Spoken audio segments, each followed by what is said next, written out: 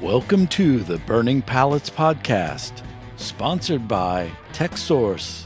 Here's your host, Ryan Boland. Hey, what's happening? Ryan here with the Burning Pallets Podcast, hosted by M&R, powered by Texsource, whatever you want to call it. It's multiple different companies, but M&R has graciously hosted us here at this Long Beach trade show, one of the biggest screen printing trade shows in the U.S. I mean, it's a top show that everybody comes to. To my right, as always, Mike Coley. Hey. And we got two new people that is completely different from other people that we've interviewed before. Typically, we interview screen printers or manufacturer vendors.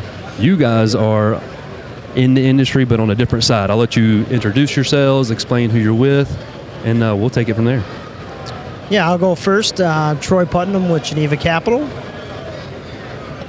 I'm Jeff Mansfield with Beacon Funding. So those two things in itself, lending companies, which no one should be ever scared of because you got to start somewhere. But go ahead, Mike. Sounds like money. There you go. Sounds like money. That's where we want to be, right? Yeah.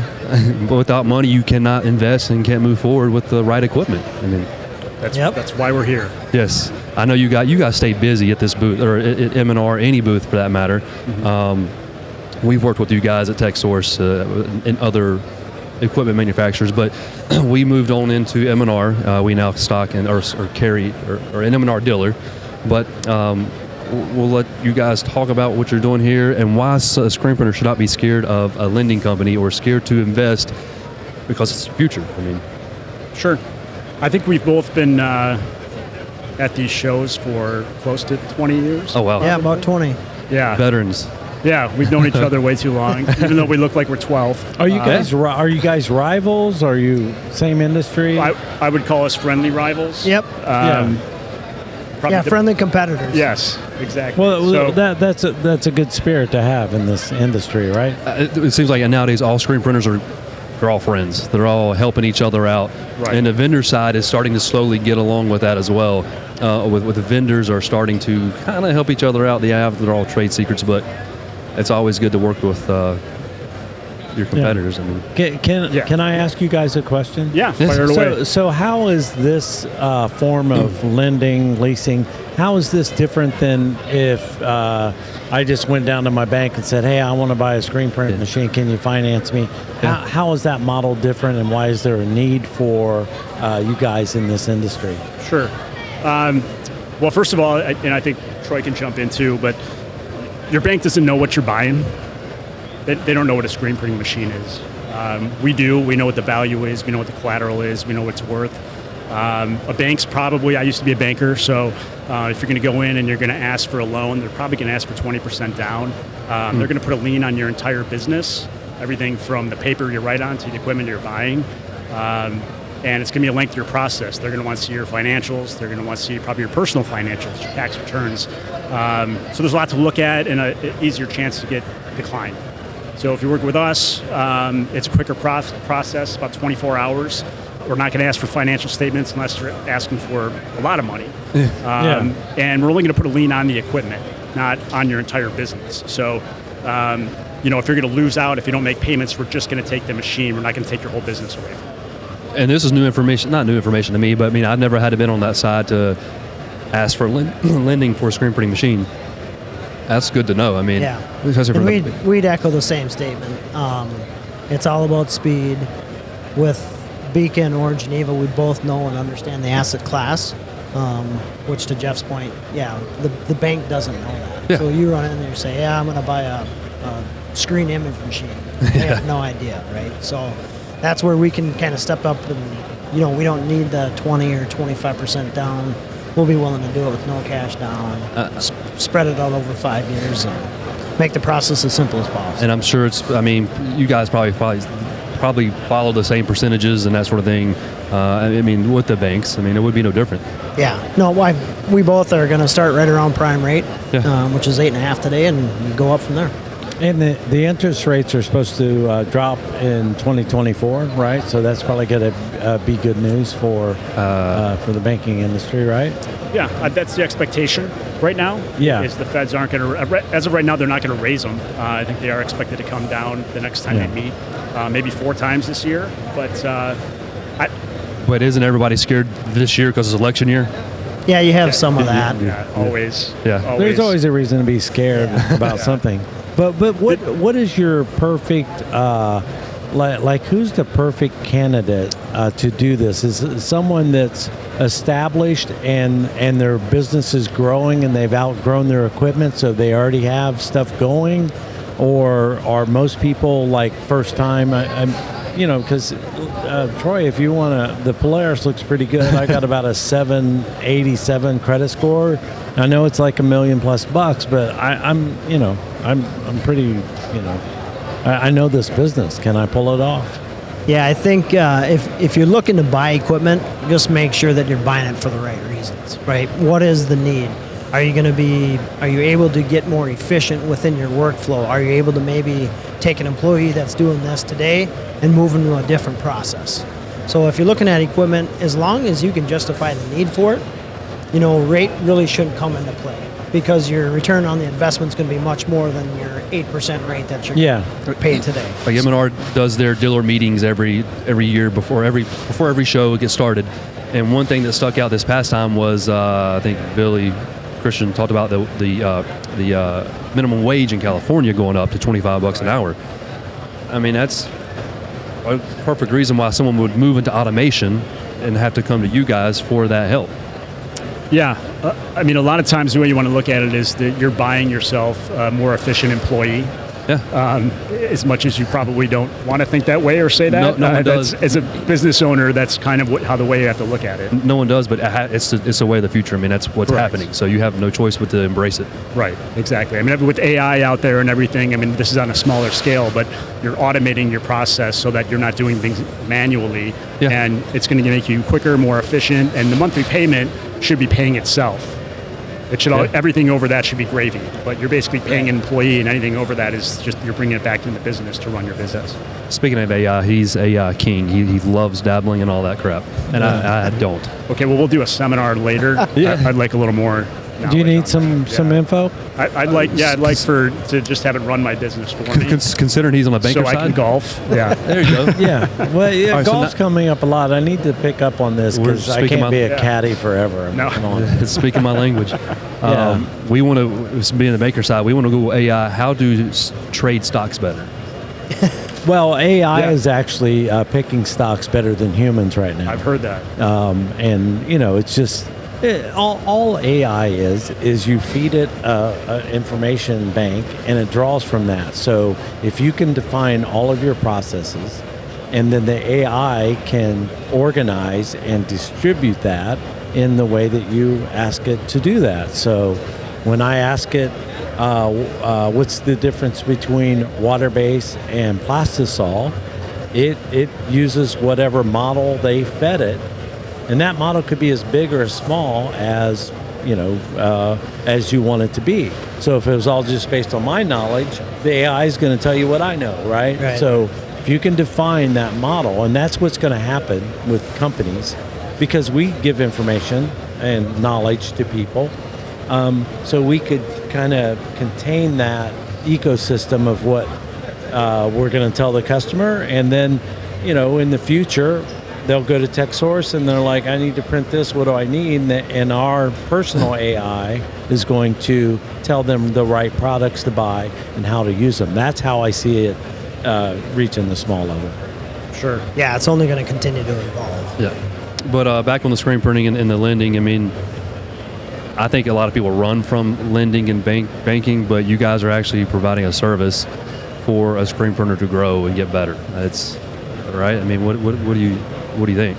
Yeah, and lending, there's a reason why it's been around for as long as it's been. Yeah. It's there to help you grow the business. And that's, over the last 20 years, I bet if you were to ask Jeff or myself, what's the favorite thing about the job, and it is knowing that we've been able to help so many businesses grow throughout the years, whether they're a startup and they might have 4, 5, 6, 7 locations today. So to me, that's the best part about it. It is exciting, and I'm sure Troy can speak to this too, when you lend money to a startup and you're giving them their first machine, and you look back 20 years later and you've done 40 contracts with them, and they've got different locations throughout the U.S., and you know that you helped them start that. Yeah. by maybe financing a $10,000 machine, and now they're buying a Polaris. Exactly. Right. And on the flip side, like how you guys help that person start, and now they're growing into the Polaris or whatever big machine it is. Just like Mike and myself, you love teaching, you love helping the customer. You've been on the screen printing side forever. He was in production and he left, and now he's not doing nothing but helping customers. So it's kind of a similar. It feels good when you're giving helping someone get to the next level. It's a good thing to be. That's it's a positive thing, right? But I would imagine, like, on the flip side, there's some people you just have to flat out say, like, I'm sorry, we're not going to give you the money because, and you could probably tell them, like, look, you're not there yet, or you don't have a plan. You just can't buy a Polaris and not have business that demands a Polaris that's going to pay this payment. So you guys have to be smart to protect, your business, right? Yep, absolutely. It could be if they're looking to go from a manual press to that first automatic. And there has to be the business there to make sure that you can, to make that leap. Or you just leverage all of their house, the property, and collateral, and then you still help them. And they're in their firstborn. Yeah, their firstborn. Everything. Yeah. If they have a house in Maui, maybe I would. There you go. Think about doing that. It is interesting. That's probably the hardest part of the job is when you have to tell someone no.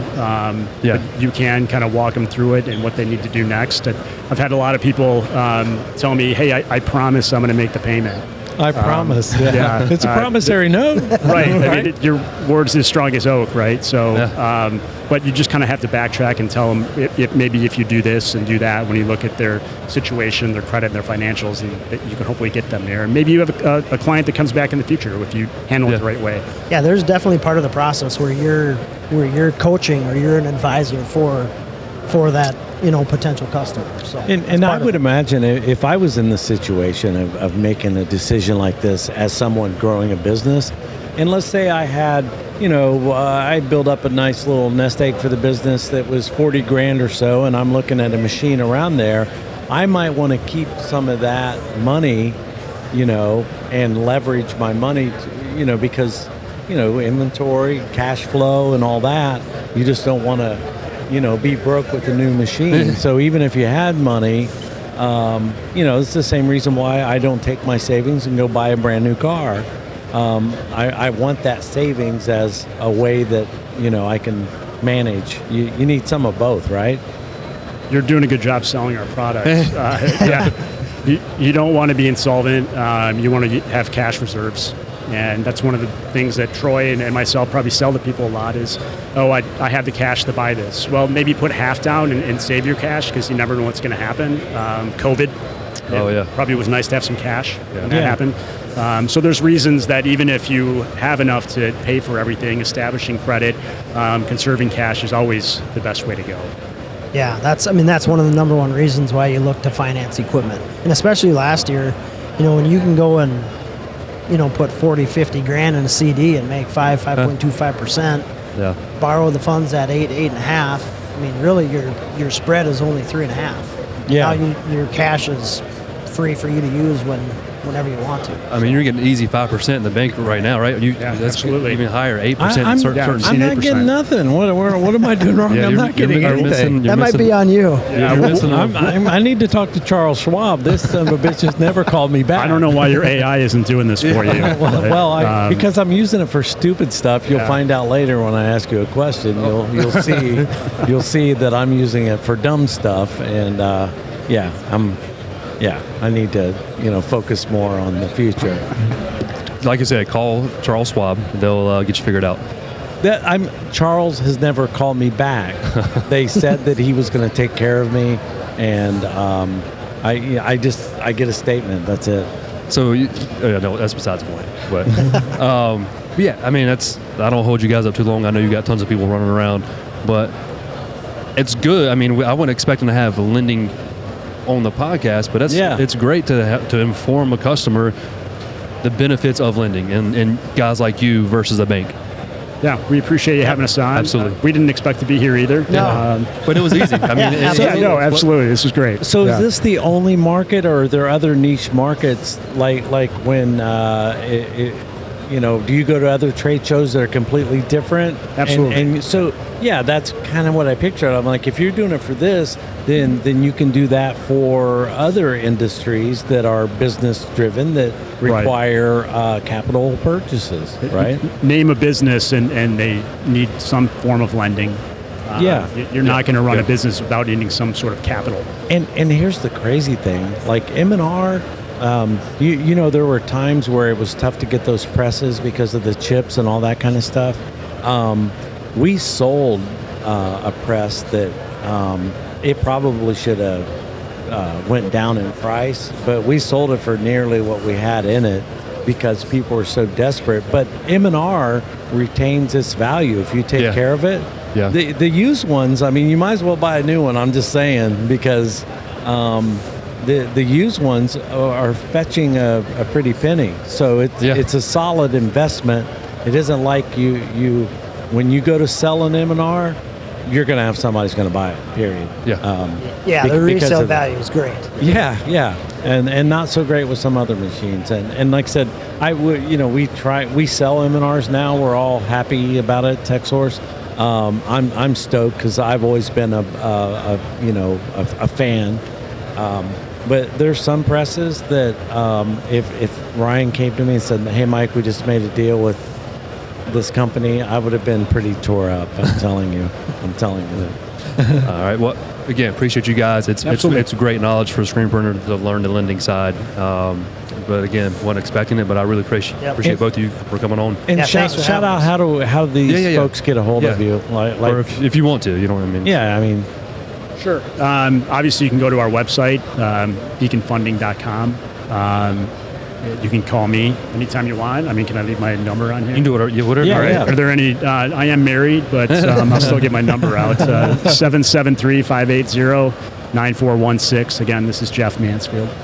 Yeah, and for us, Geneva Capital, website's probably the best bet. You can always get more information on our blog as well.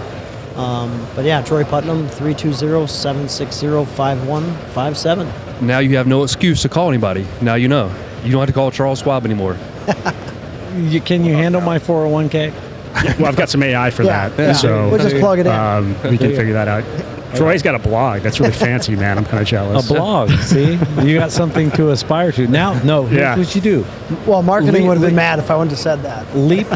Leapfrog the blog and go straight to the podcast. There you go. See, you already got your feet wet. Well, you and I should just start doing this. Were The you two of guys? us, two great minds. You could. You got to come up with a clever name, which I'm sure you're capable of.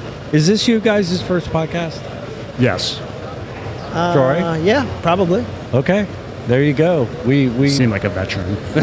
we busted a couple cherries today. That's good. That's good. Again, Yeah. appreciate Thanks, it. guys. Thank you guys. Yeah. Thank you, guys. We appreciate it. Thanks for your time. See you.